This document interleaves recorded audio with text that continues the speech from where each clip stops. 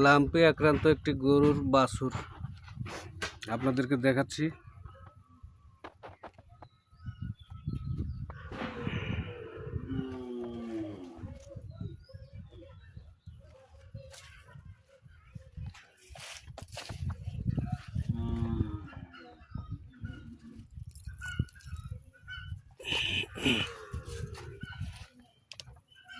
এই দেখেন,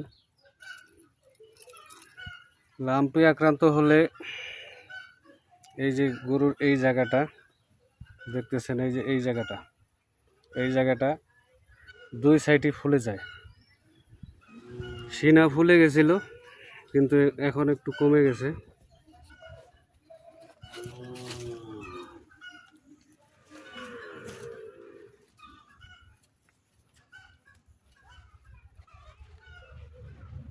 এই যে এখানে এই সাইডটা,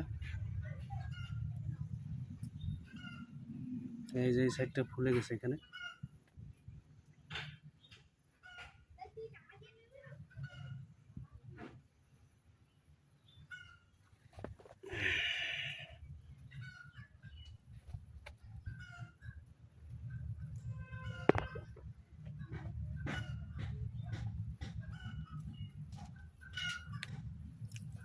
সঠিক এই রোগ ধরলে সঠিক পরিচর্যায় গরুকে রাখতে হয়।